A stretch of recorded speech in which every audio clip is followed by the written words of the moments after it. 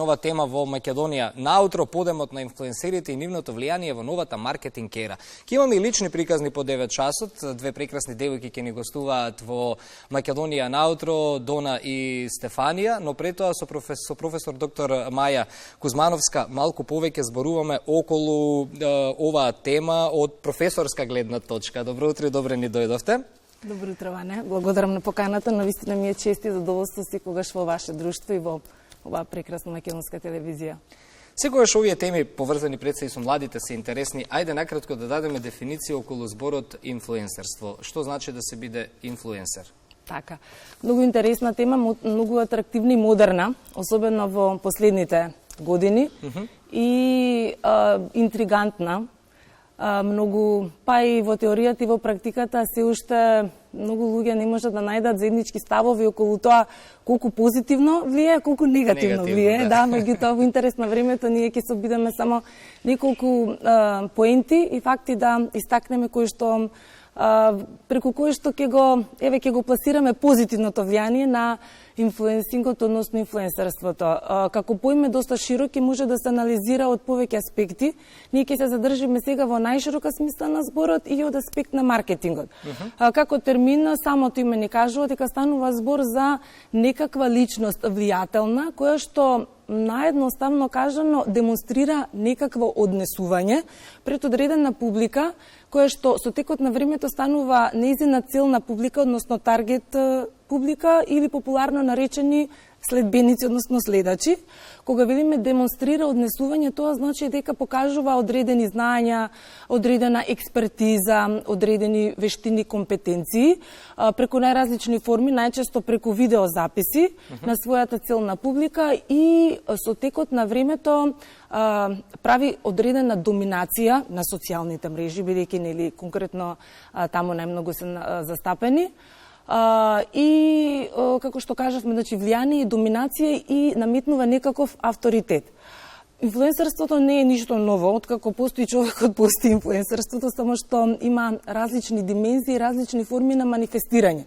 И сега во последните години, како се појави на сцената дигиталниот маркетинг, стана актуелно многу и маркетинг инфлуенсерството, кое што би го дефинирале најкратко како еден стратешки пристап кој што им овозможува на компаниите да ги ангажираат овие инфлуенсер личности, односно влијателни личности, се со цел да ги пренесат пораките за вредноста на нивните брендови пред целната публика, односно таргет публиката. Колку и да има негодување на дел од луѓето кои што се на дигиталните платформи, сепак очигледно големите компании го препознаваат инфлуенсот на луѓето и во поголемите држави и во помалите како нас. И тоа не може да се спори. Кој е клучниот фактор за успехот на инфлуенсерите, посебно во нашите помали средини? Тоа го напоменувам бидејќи кај нас има и многу примери на луѓе кои што не работат јавна професија, меѓутоа успеале да се етаблираат како инфлуенсери. Позитивно ова го кажувам, наметнувајќи го своето влијание и енергија. Да.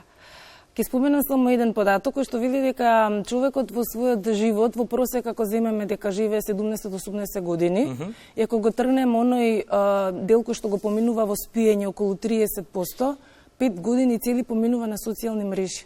Еден фрапантен податок кој што им дава обврска на компаниите, сакале или некеле да ги вклучат социјалните мрежи во своите маркетинг стратегии, во своите бизнис модели, а од тука инфлуенсерите како најмоментално прифатлива алатка, бидејќи современиот човек бара луѓе кои што се блиски на неговиот животен стил, на неговиот сензибилитет, односно обични луѓе кои што ќе му покажат како живеат во текот на денот, како се справуваат со различни предизвици во текот на денот, да видат дека и тие во одредени моменти имаат радост, во одредени моменти тага, односно го имаат тој баланс меѓу задоволството и болката, ајде да кажеме така наједноставно, односно тежнеа да ја постигнат таа хомеостаза и близината во однос на живењето на животот, тој животен стил ја наметна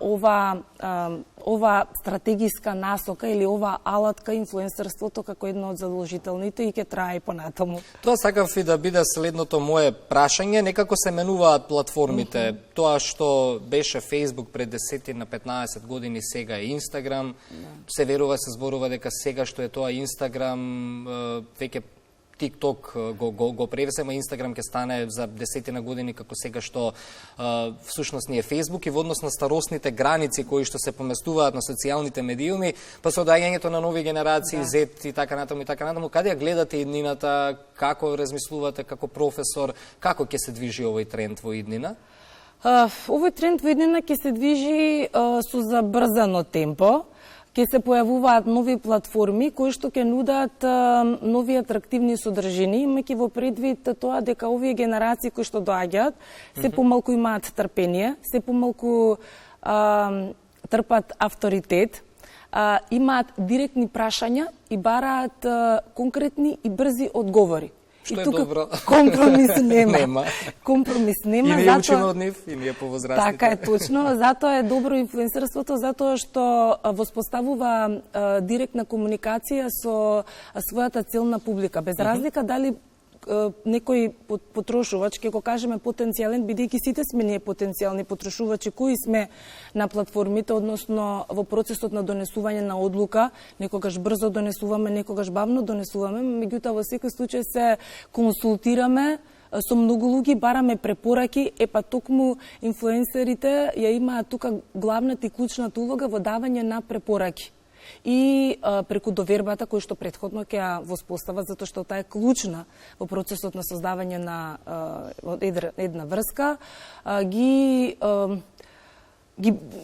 привлекуваат особено младите луѓе, им даваат готови информации, брзи информации, им покажуваат дека тоа што го провериле, тоа што го нудат е високо квалитетно и соодветно на нивните барања и на нивните очекувања.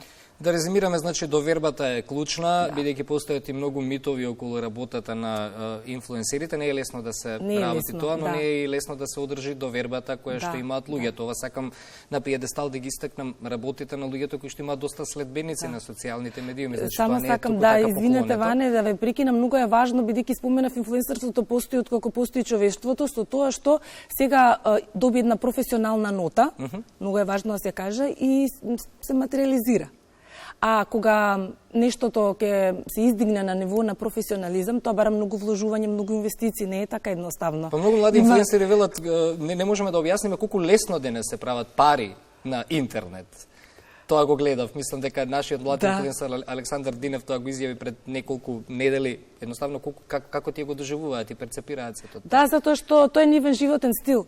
И секоја работа, впрочем, кога ја работите со леснотија, претпоставувам и вие и јас мојата работа со љубов кога ја работам, и мене ми е лесно, и некој од страна кога не гледа и посматра, сигурно вели многу лесно ги заработуваат парите. Истото се случува со секоја професија и убаво што стане инфлуенсерството професија, да се покаже дека не е така едноставно и не е толку лесно да се биде инфлуенсер, бидејќи овие млади генерации кои што ги споменавте пред малку, баш читам во последно време во многу стати велат, особено припадничките на женскиот пол велат, кога ќе порасам сакам да бидам инфлуенсер, односно инфлуенсерка. Меѓутоа и тука треба многу ангажмани, треба многу вложувања. Можеби леснотијата е во оние делови кои што ни се поблиску до секојдневниот живот, како што се мода, убавина, здравје. Тоа го живееме секојдневно, го искусуваме и затоа со леснотија ги извршуваме сите активности и на крајот денот заработуваме. Благодариме многу за гостувањето. Секогаш има поделени мислења. Точно, тоа е тоа, но па и мора да резимираме, па не може секој да го работи. Меѓутоа иде тренд и ќе оди во нагорна линија, тоа е дефинитивно сигурно. Да, им пркосат овие луѓе дефинитивно и на митовите и на негативните коментари. Да, точно. Благодарам многу за тоа што ете дадовме еден друг осврт на оваа тема и всушност ги најавивме двете девојки, верувам се запознавте тука. Или, ако дојдовте сега брзо, сега ќе се запознаете, ќе ни бидат нагости Дона Неделковска и Стефанија Кржевска, навистина успешни млади девојки кои што одлично ги менаџираат социјалните медиуми, така да ќе ги слушнеме и нивните приказни околу тоа како почнувале, предизвици со кои што се соочуваат. Ајде да видиме колку е лесно или тешко. Ете така, вам ви благодарам за гостувањето денес. Благодарам на поканата, Ваня.